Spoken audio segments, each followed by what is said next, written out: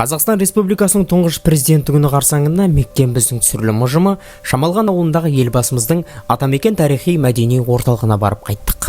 Кірген бойдан Нұрсұлтан Әбішұлының елім үшін қандай тәуекелге де барамын деген қанатты сөзі қарсы алды. Жалпы мәдени орталық 4 залдан тұрады.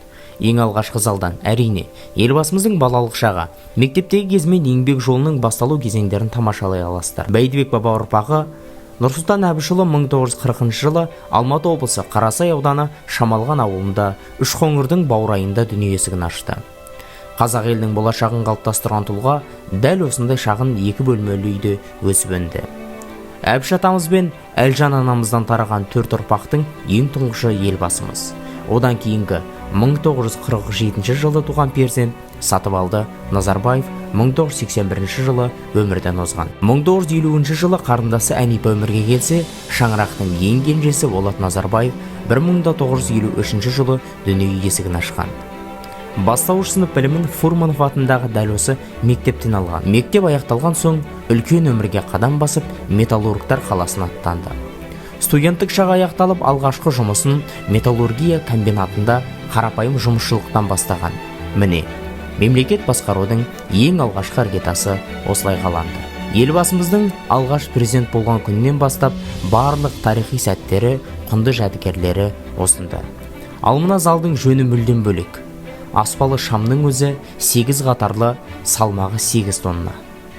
Ал бұл жерден көп ұлтты Қазақстанның нышанын байқауға болады.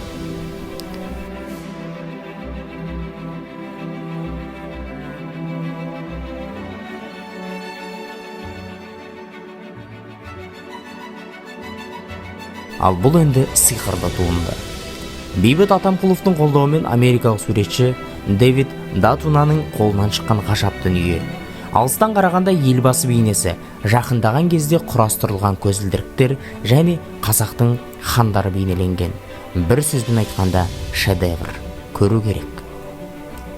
Сәні мен салтанаты келіскен мұражай елдің өткені мен бүгінінен сыр шерді. Жарқын болашағымызға жетелейді. Сәулетті астанамыз Нұрсұлтан қаласының ажары да айқындалып тұр. Қысқасы, ел ертеңін қалыптастырған Елбасының тарихи-мәдени орталығына баруға баршаңызға да кеңес беремін. Ал бұл Елбасымыздың 2001 жылғы қызметтік көлігі, немістің Мерседесі, қаз қалпында тұр. Қандай тамаша көрініс. Елбасымызбен бір сыныпта оқыған сол ауылдың құрметті азаматы Молбаев Амангелді Жібегенұлы атамызбен де сұхбаттасып, Елбасымыздың жастық шағы туралы әңгіме өрбіттік.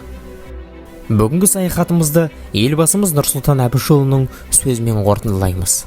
Жалпақ жұртыңды, иесі алашыңды құрметтеу алдымен өзің тұрған өлкенің тарихын, табиғатын танудан, адамдарын ардақтаудан басталады. Келе жатырған Қазақстан Республикасының Тұңғыш Президенті күні құтты болсын.